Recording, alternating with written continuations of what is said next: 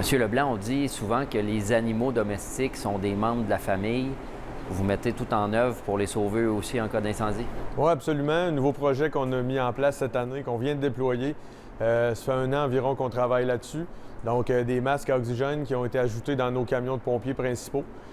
Donc, si on répond sur un incendie et qu'il y a des animaux de compagnie qu'on est capable de sauver ou tenter de sauver minimalement, ça nous fera un équipement de plus pour tenter le maximum. Essentiellement, ça fonctionne comment? Bien, dans le fond, on a 4 véhicules d'intervention où on a placé de l'oxygène dans nos trousses médicales. On n'est pas premier répondant. Par contre, c'est un outil de plus. Donc, oui, on parle aujourd'hui de masques pour les animaux. Évidemment, si on est appelé à l'utiliser, on pourrait s'en servir ultimement sur des citoyens aussi.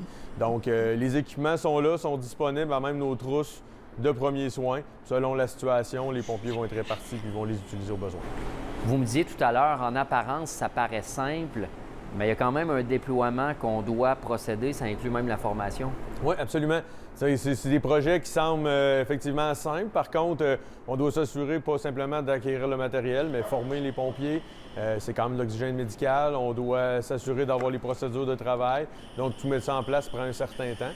Mais on est bien fait du travail accompli aujourd'hui. Évidemment, on ne peut pas quantifier à savoir est-ce qu'on aurait pu sauver un certain nombre d'animaux, mais le sauvetage animalier, c'est une réalité qui existe pour vrai, là. Oui, à chaque année, on a des interventions qui impliquent des animaux de compagnie. Malheureusement, parfois, il est trop tard, mais on a réussi parfois à sortir des animaux de compagnie, chiens, chats et autres, à temps pour les sauver. Puis évidemment, sans mettre de chiffres, là, c'est pas nécessairement évident, mais chaque intervention, chaque feu de bâtiment, particulièrement dans du résidentiel, il y a un potentiel qu'il y ait des animaux à l'intérieur. Donc, effectivement, c'est une réalité bien présente.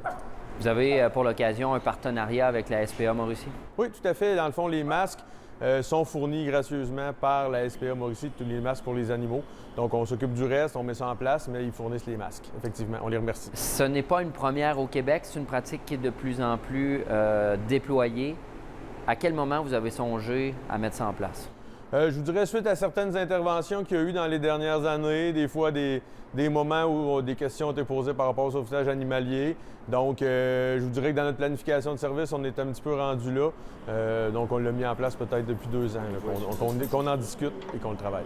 Merci d'avoir pris le temps aujourd'hui. Merci beaucoup.